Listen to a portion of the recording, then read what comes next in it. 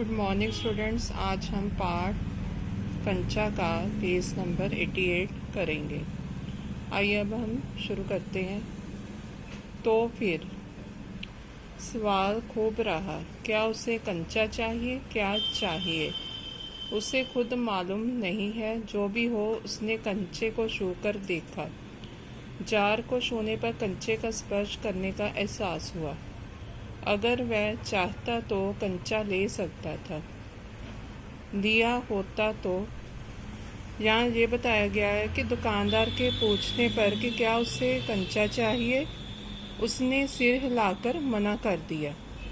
हाँ, जार को छूने पर उसे कंचे छूने का एहसास जरूर हुआ। स्कूल की घंटी सुनकर वह बस्ता थामे हुए दौड़ पड़ा। देर से पहुंचने वाले लड़कों को पीछे बैठना पड़ता है। उस दिन वही सबके बाद पहुंचा था, इसलिए वह चुपचाप पीछे की बेंच पर बैठ गया। सब अपनी अपनी जगह पर है। रामन अगली बेंच पर है। वह रोज समय पर आता है। तीसरी बेंच के आखिर में मनिका के बाद अम्मू बैठी है। जॉर्ज दिखाई नहीं पड़ता। लड़कों के बीच जॉर्ज ही सबसे अच्छा कंचे का खिलाड़ी है। कितना भी बड़ा लड़का उसके साथ खेले, जॉर्ज से मात खाएगा। हारने पर यूं ही विदा नहीं हो सकता। हारे हुए को अपनी बंद मुट्ठी जमीन पर रखनी होगी, तब जॉर्ज कंचा चलाकर बंद मुट्ठी के जोड़ों की हड्डी तोड़ेगा। जॉर्ज क्यों नहीं आया? अरे हाँ, जॉर्ज को बुखार है ना, उसे रामन ने ये सूचना दी थी।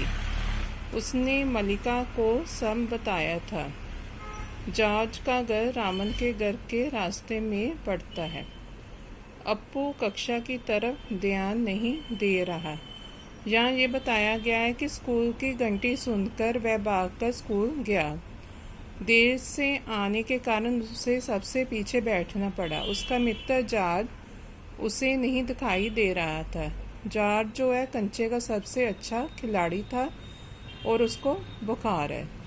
ये बात उसे सहपाठियों से पता चली। कक्षा की तरफ उसका ध्यान नहीं हो रहा था। मास्टर जी, उसने हड़बड़ी में पुस्तक खोलकर सामने रख ली। रेलगाड़ी का सबक था। रेलगाड़ी पृष्ठ 37। घर पर उसने ये पाठ पढ़ लिया है। मास्टर जी बीच बीच में बेंच से मेज ठोकते हुए ऊंची आवाज में कह रहे थे, बच्चों, तुम में से कई ने रेलगाड़ी देखी होगी। उसे बाप की गाड़ी भी कहते हैं, क्योंकि उसका जंतर बाप की शक्ति से ही चलता है। बाप का मतलब पानी से निकलती बाप से है। तुम लोगों के घरों के चूल्हे में भी। अप्पू ने भी सोचा रेलगाड़ी, उसने रेलगाड़ी देखी है। शुक शुक, यही रेलगाड़ी है। वह बाप की गाड़ी का मतलब। मास्टर जी की आवाज अब कम ऊंची थी। वे रेलगाड़ी के हर एक हिस्से के बारे में समझा रहे थे। पानी रखने के लिए खास जगह है, इसे अंग्रेजी में बॉयलर कहते हैं। ये लोहे का बड़ा पीपा है। लोहे का एक बड़ा कांच का जार, उसमें हरी लकीर वाले सफेद गोल कंचे, बड़े आंवले जैसे।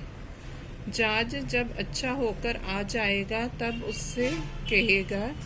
उस समय जॉर्ज कितना खुश होगा। सिर्फ वे दोनों खेलेंगे और किसी को साथ खेलने नहीं देंगे। उसके चेहरे पर चाक का टुकड़ा आ गिरा। अनुभव के कारण वह उठकर खड़ा हो गया। मास्टर जी गुस्से में है। अरे, तू उधर क्या कर रहा है? उसका दम घुट रहा था। बोल। वह खामोश खड़ा रहा। क्या नहीं बोलेगा? वे अप्पू के पास पहुंचे। सारी कक्षा सांस रोके हुए उसी तरफ देख रही है। उसकी घबराहट बढ़ गई। यहाँ ये बताया गया है कि मास्टर जी ने पृष्ठ 37 खोलने को कहा। पृष्ठ 37 का पाठ रेलगाड़ी अप्पू पढ़ चुका था।